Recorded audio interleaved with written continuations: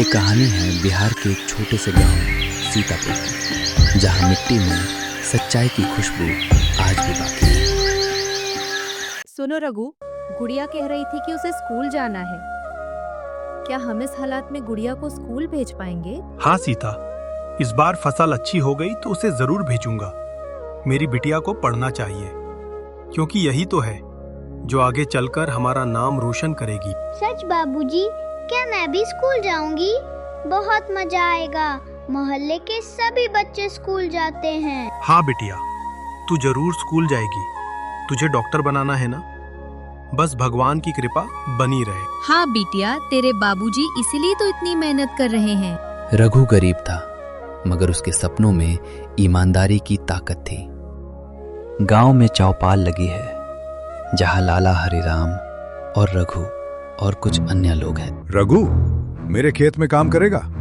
थोड़ा ज्यादा पैसा दूंगा, बस एक काम करना होगा। पानी चोरी से सरकारी नहर से ले आना, जिससे हमारा खर्चा कम होगा। लाला जी, चोरी चाहे छोटी हो या बड़ी, चोरी ही होती है। मैं ये काम नहीं करने वाला, फिर चाहे इस काम में कितना ही मुनाफा हो। ईमान से कोई पेट नहीं भरता रघु, सोच ले, बाद में बहुत पछताओगे। ये मौका बार बार नहीं मिलेगा। अब आगे तुम्हारी मर्जी।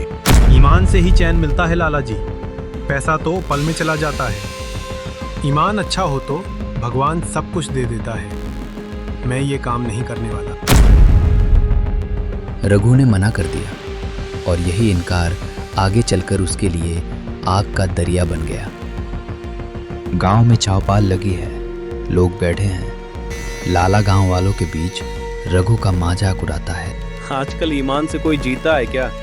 ये रघु पागल हो गया है। सच कहता हूँ, ये रघु भूखा मरेगा। लाला जी ने इतना अच्छा मौका दिया था, लेकिन ये नहीं समझा। जो मेरा कहा मान लेता तो आज माला पहनता, लेकिन तूने मेरी बात नहीं मानी। माला पहनने से नहीं, सच्चाई निभाने से इज्जत मिलती है। लाला जी, तुम चाहे कुछ भी कहो, मैं तुम्हारा काम नहीं करूंगा। कभी कभी सच्चाई का बोझ सबसे भारी होता है, लेकिन वही इंसान को ऊंचा बनाता है। रघु लाला की बात नहीं मानता है और वहां से चला जाता है।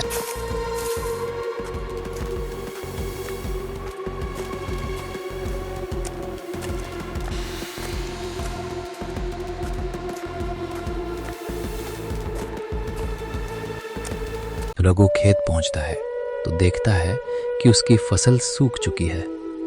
वह बहुत दुखी होता है और घर लौट जाता है।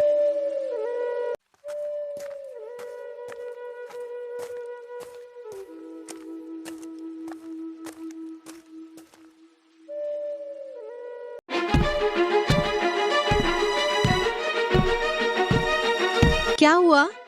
बहुत परेशान लग रहे हो। किसी ने कुछ कहा है क्या? क्या बताऊं सीता, पूरी फसल बर्बाद हो गई। पानी की एक बूंद नहीं है, सभी खेत सूख गए हैं। अब क्या होगा रघु? सारा खेत सूख गया। क्या हम गुड़िया को स्कूल नहीं भेज पाएंगे? भगवान सब देख रहा है सीता, मेहनत जरूर रंग लाएगी। हमें बस ईमानदारी से काम करना चाहिए। बाबूजी, स्कूल के पैसे अब नहीं होंगे। अब हम स्कूल नहीं जा पाएंगे। होंगे बेटा, बस थोड़ी देर और सब्र कर। मैं तुझे स्कूल जरूर भेजूंगा। उस दिन रघु के खेत ही नहीं, उसके सपने भी सूख गए थे, लेकिन उसके दिल में उम्मीद का एक बीज अब भी जिंदा था। किसी ने मेरा अनाज चुरा लिया है और ये काम किसी गरीब किसान का ही है। मैं यूसी छोड़ूंगा नहीं। रात में रघु के खेत की तरफ किसी को जाते देखा था। कहीं वो रघु तो नहीं? हाँ, वही होगा, उसी ने चोरी की है। रामू सही कह रहा है।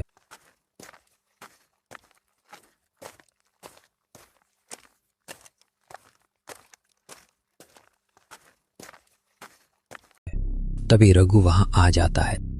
क्यों रघु, तूने मेरे गोदाम से चोरी की है? मैं तुझे पुलिस के हवाले कर दूंगा। मैंने कुछ नहीं किया, भगवान की कसम।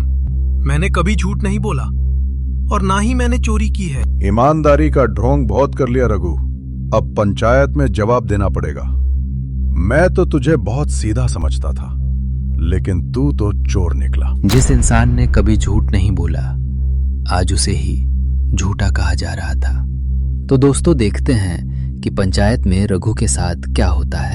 गांव की चौपाल, सब लोग बैठे हैं। रघु और सीता एक तरफ खड़े हैं, सामने लाला और सरपंचों और बाकी गांव वाले हैं। तभी सरपंच जी कुछ कहते हैं। रघु, सब कहते हैं चोरी तूने की है, कुछ कहना है अपनी सफाई में? हाँ सरपंच जी, मैंने चोरी नहीं की। मैं गरीब हूं पर बेईमान नहीं। पर लाला जी मेरी बात मान ही नहीं रहे हैं। तेरा ईमान अब किस काम का जब पेट भूखा है और इसीलिए तूने चोरी की है। भूख से बड़ा पाप नहीं, पर बेईमानी उससे भी बड़ी बीमारी है। रघु को कोई साक्ष्य नहीं था, बस उसका सच था, और सच हमेशा वक्त के साथ ही साबित होता है।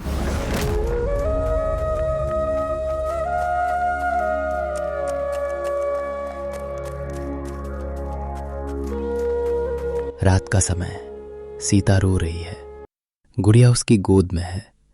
गुड़िया रोते हुए अपनी माँ से पूछती है, माँ, सब पिताजी को चोर क्यों कह रहे हैं? क्या पिताजी ने चोरी की है? लोग सच्चाई को समझने में देर करते हैं बेटा, पर जब समझते हैं तो शर्मिंदा भी होते हैं।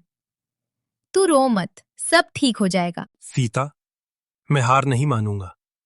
अगर भगवान ने चाहा तो सच्चाई खुद बोलेगी। कभी कभी एक बच्चे का आंसू एक पिता के अंदर पर्वत सी ताकत जगा देता है। रात का समय है। चौकीदार गांव में पहरा दे रहा है। अचानक वो किसी को गोदाम के पास देखता है।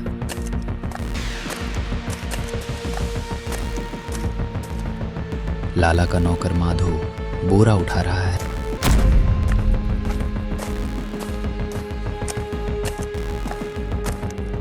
सुबह होती है और पंचायत लगाती है, जिसमें माधो लाया जाता है। बता माधो, तूने कल रात लाला जी के यहाँ चोरी क्यों की थी? हाँ मालिक, मैंने ही की थी। लाला जी ने बहुत धन रखा था, लालच आ गया। लाला का चेहरा शर्म से झुक जाता है। लाला धीर से रघु से कहता है, रघु, मुझसे गलती हो गई। तू सच्चा इंसान है। मैंने तुझे चोर समझा, मुझे माफ कर दे। गलती इंसान से होती है लाला जी, मगर दिल में सच्चाई की जगह हमेशा होनी चाहिए। सच को देर से ही सही, पर इंसाफ मिल गया। किधर जा रहे हो रघु सुबह सुबह?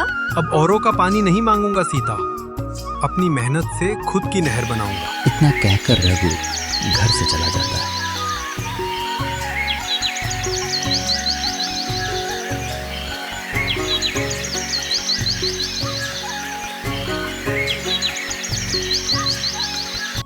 वो अकेला था, पर उसके इरादे पूरे गांव से भारी थे।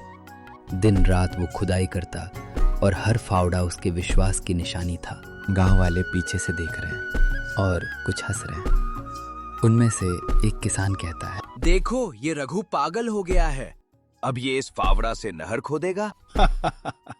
अरे भैया, ये तो हमारे यहाँ का दशरथ मांझी निकला। अब ये फावड़ा से नहर खोदेगा। ईमान से सब बनता है, बस भरोसा होना चाहिए। तभी वहां सीता खाना लेकर पहुंच जाती है और गांव वाले सीता से कुछ कहते हैं।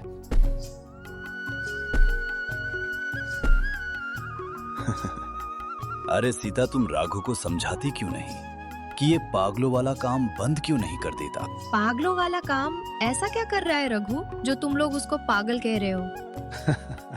इसे पागल नहीं तो क्या कहे, कहीं भला फावड़ा से नहर खुदती है। शाम हो जाती है। रघु और सीता घर वापस जाने लगते हैं। रघु का ये रोज का काम हो जाता है। वह सुबह से शाम तक नहर खोदता धीरे धीरे दिन गुजारते गए। तभी एक दिन सीता को बुखार हो जाता है। माँ, आप ठीक तो हैं? बाबूजी भी अभी नहीं आए हैं। मुझे तो बहुत घबराहट हो रही है। कुछ नहीं बेटा, बस थोड़ा बुखार है, जल्दी ही ठीक हो जाएगा। रघु खेत से लौटता है। सीता की हालत देखकर घबरा जाता है। सीता, ये क्या हाल बना लिया तुमने? क्या हो गया है तुम्हें? चिंता मत करो रघु, बुखार आ गया, बस थोड़ा आराम चाहिए। रघु दिन रात खेत में मेहनत करता और घर में उसकी पत्नी बीमारी से लड़ती रही।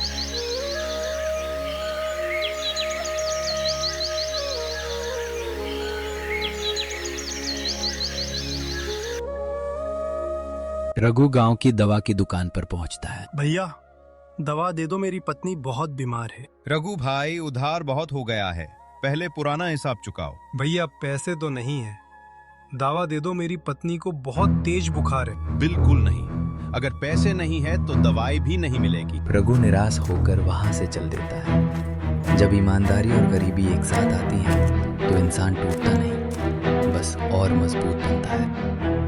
रघु अपनी पुरानी बैलगाड़ी बेच देता है। सीता के लिए कुछ भी करूंगा, बाकी सब भगवान पर छोड़ दूंगा, वही सब देख रहा है। आसमान में बिजली कड़कती है, मूसलाधार बारिश होती है।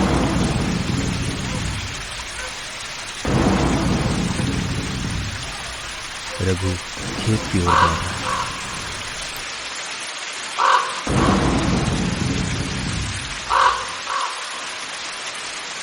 उसकी खोदी हुई नहर अब पानी से भरने लगी है। रघु वहां खड़ा ये सब देख रहा है। वो रात थी जब मेहनत का फल धरती पर उतर आया। रघु की खुदाई की हुई नहर से पानी बहकर पूरे गांव के खेतों तक पहुंच गया। सुनबा होते ही सभी गांव वाले खेत की तरफ आते हैं।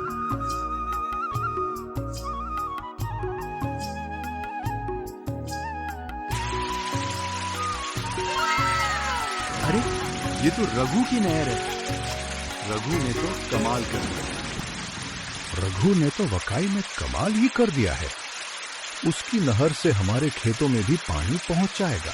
उसने तो पूरे गांव को बचा लिया, नहीं तो हमारे खेतों तक पानी ही नहीं पहुंचता।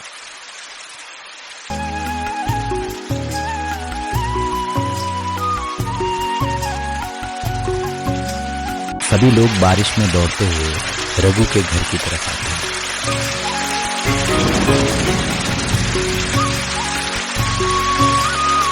रघु, तूने तो कमाल ही कर दिया। तूने दिखा दिया कि ईमानदारी और मेहनत में कितनी ताकत होती है। हाँ रघु भाई, हम लोग तो तुम्हें गलत समझ रहे थे, लेकिन तुम तो भगवान का रूप निकले। ऐसा कुछ नहीं भाई, ये तो मेरा कर्तव्य था।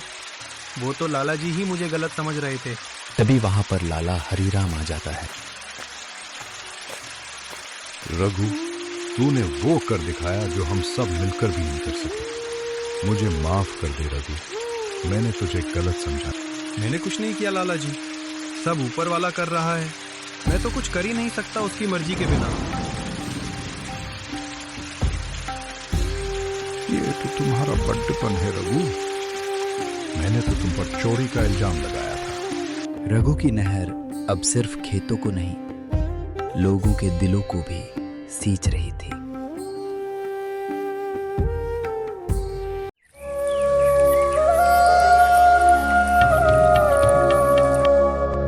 कभी जो गांव सूखा और निराश था, अब वही गांव हरियाली और उम्मीद से भर चुका था।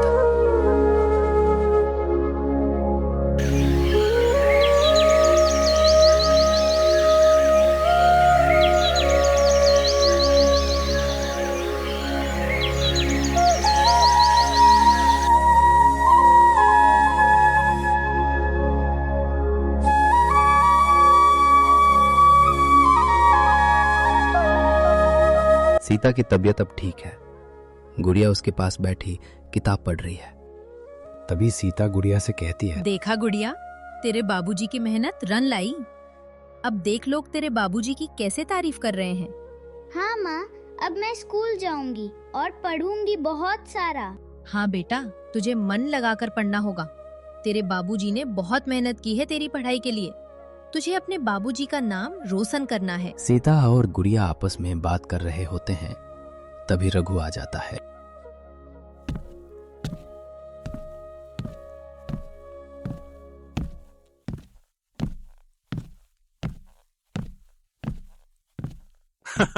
अरे भाई, क्या बातें हो रही है माँ और बेटी के बीच में? कुछ नहीं, बस तुम्हारी ही बात हो रही थी। अच्छा, अब चलो खाना खाते हैं, पेट में चूहे दौड़ रहे हैं।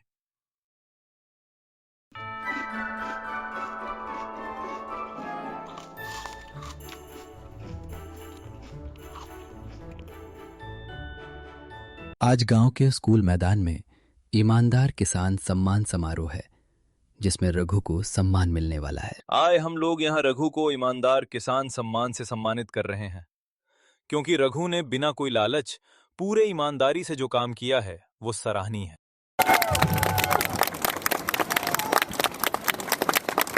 तभी लाला हरिराम कहता है, माफ कर दे रघु, तूने मुझे सिखाया कि असली अमीरी ईमान में है।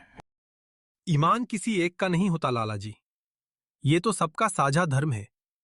मैंने तो वही किया जो मुझे अच्छा लगा और इसे अपना धर्म समझा। जिस सच्चाई का मजाक उड़ाया गया, आज वही सच्चाई रघु की पहचान बन गई थी।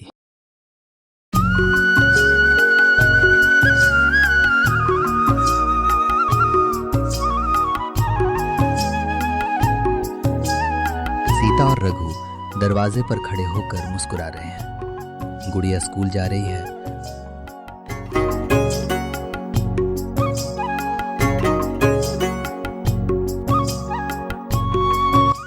वक्त बीत गया, रघु बूढ़ा हो गया, पर उसकी नहर अब भी बहती है। हर बूंद मानो कहती है कि ईमान की कीमत ऊंची होती है पर अमर होती है।